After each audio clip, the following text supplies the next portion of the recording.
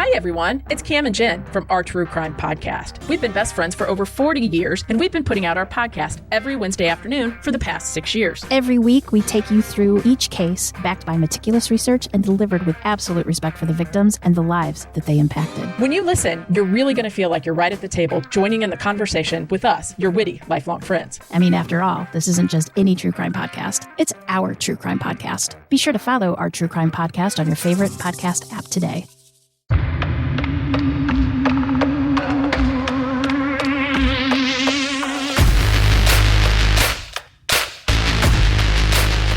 What if I told you there's a way to plead in court that's neither guilty nor not guilty?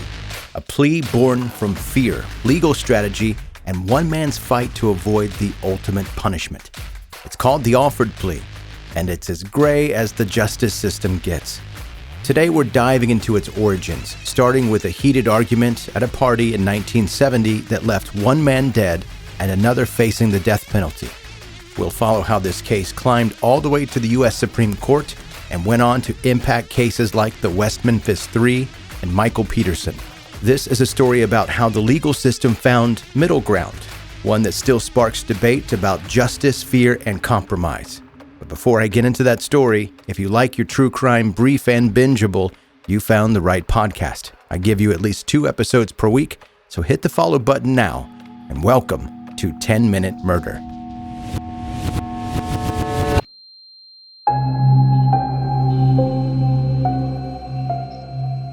When a case heads to court, the script usually follows one of 2 familiar paths. First, the defendant might plead guilty, which speeds things up by skipping straight to the sentencing phase, like the express lane at the grocery store, except instead of groceries, it's consequences. Second, they might plead not guilty, which sets off a courtroom showdown. And here's how that typically plays out. The prosecution meticulously assembles their case, piling up evidence like they're building a Jenga tower, hoping it's sturdy enough to convince the court beyond a reasonable doubt. Meanwhile, the defense gets their shot to argue their side of things, presenting evidence and cross-examining witnesses to prove their client is not guilty.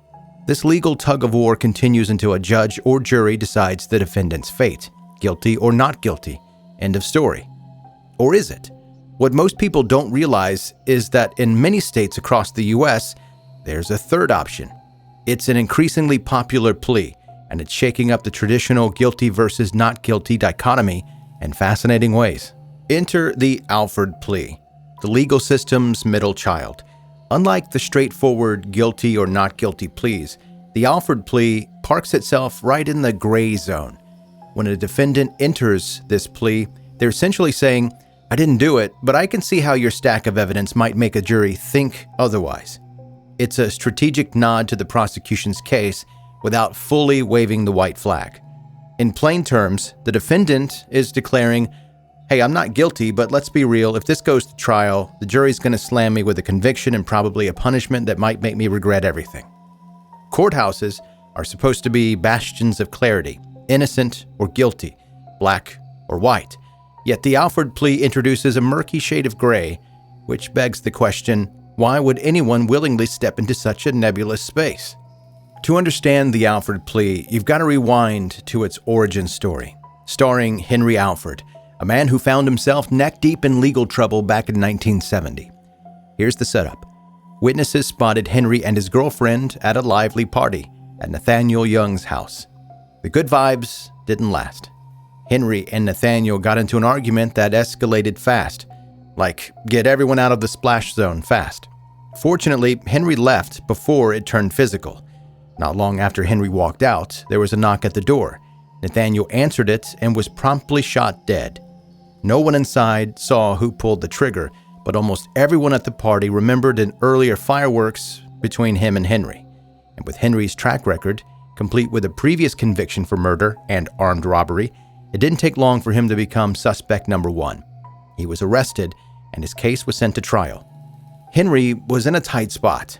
If the jury convicted him on first-degree murder, he could be sentenced to death. But there was a lifeline. Plead guilty to a lesser charge, and he'd avoid the death penalty, likely getting life in prison instead. On paper, it sounded simple. Confess and save your neck, or gamble on a jury and risk it all. Henry maintained his innocence but knew the odds were stacked against him. Witnesses could place him at the scene, arguing with Nathaniel before the murder. It wasn't a flattering look. Deciding he had little chance of convincing a jury otherwise, Henry pleaded guilty to second-degree murder, earning a 30-year sentence. But Henry wasn't ready to throw in the towel. Almost immediately, he filed for a new trial, arguing that the plea wasn't genuine. He claimed he'd only confessed out of fear, specifically fear of being executed. As bluntly as he put it in his appeal, quote, "I just pleaded guilty because they said if I didn't, they would gas me for it."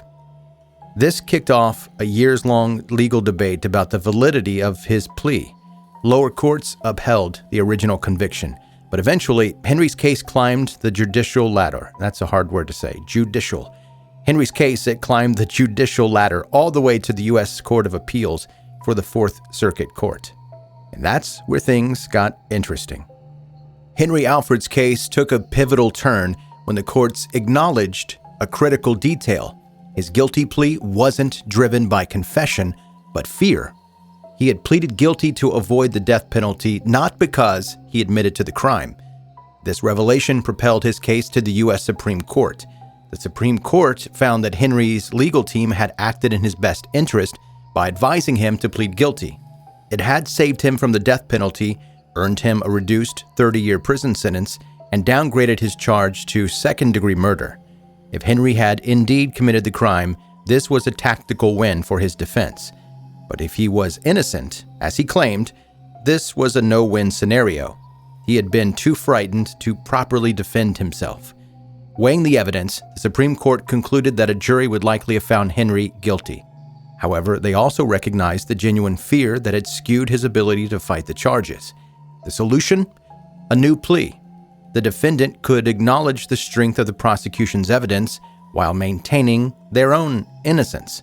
Thus, the Alford Plea was born, a nuanced, legal gray option that forever altered the justice system. By 2000, the Alford Plea had become a significant, if controversial, feature of the American justice system. Around 17% of state inmates and 5% of federal inmates had entered an Alford Plea, highlighting its utility in navigating the murky waters between guilt and innocence. Its impact became even more apparent in a series of high-profile cases that brought this plea to the public eye. One of the most famous instances involves the West Memphis Three: Damian Eccles, Jason Baldwin, and Jesse Miskelly. In 1994, as teenagers, they were convicted of the horrific murders of 3 young boys in West Memphis, Arkansas. Their trial was a media circus, with prosecutors leaning heavily on tenuous evidence and the then-popular satanic panic narrative. Baldwin and Miskelly received life sentences, while Eccles, the perceived ringleader, was sentenced to death. For years, advocates, legal experts, and celebrities rallied around their case, pointing to a lack of credible evidence and a coercive police tactic used during the interrogations. Finally, after nearly 2 decades in prison, new DNA evidence emerged that cast serious doubt on their guilt. However, rather than reopen a painful and contentious trial, the trio faced a difficult choice: remain incarcerated while battling for complete exoneration, or accept an Alford plea. They chose the latter, acknowledging the prosecution's strong circumstantial evidence while maintaining their innocence. In 2011, they were resentenced to time served and released, though their plea left the convictions technically intact. It was a bittersweet victory, freedom achieved, but without full vindication. Another notable example is Michael Peterson, the subject of the documentary The Staircase, which detailed his long, winding journey through the justice system. In 2003, Peterson was convicted of first-degree murder for allegedly killing his wife, Kathleen, by pushing her down a flight of stairs in their North Carolina home. The trial became one of the longest in state history, marked by dramatic twists, including a prosecution theory involving a blowpoke as the murder weapon, and an odd tangent about a suspicious death years earlier involving another woman connected to Peterson. Peterson was sentenced to life in prison without parole, but his case didn't end there. After 8 years behind bars, a judge granted him a new trial, citing issues with a key prosecution witness. Yet by this point, Peterson had seen the power of the evidence against him enough to sway a jury once before. Facing the prospect of another lengthy trial and the potential for another life sentence, he opted for an Alford plea in 2017. By pleading guilty to voluntary manslaughter while maintaining his innocence, Peterson was resentenced to time served and released. His case remains a lightning rod for debates about justice, guilt, and the role of the Alford plea. Both of these cases underscore the Alford plea's unique position in the justice system. For defendants, it can be a strategic escape from harsher penalties, offering a way out without an outright confession. For critics, it's a troubling compromise, allowing the state to preserve convictions in the face of significant doubt. Whatever your perspective, the Alford plea continues to shape how justice is navigated in high-stakes and high-profile cases.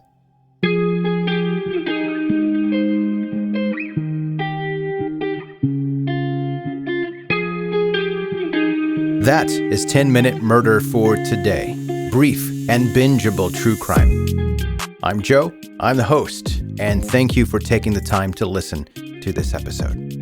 If you are a brand new listener, make sure you hit subscribe wherever you're listening to this podcast right now and follow on social media. If you're an OG listener, I love you with my whole heart.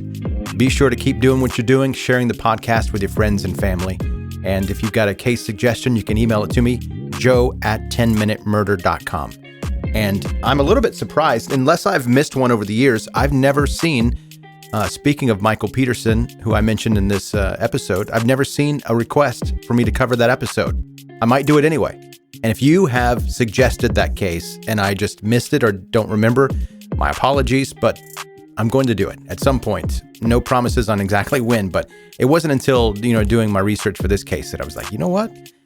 I haven't covered that case before, and it would be an interesting one to do. So, Michael Peterson coming up on 10-Minute Murder at some time in the future. Probably. All right, that's going to do it. That is your episode for today. Thank you so much for listening to 10-Minute Murder.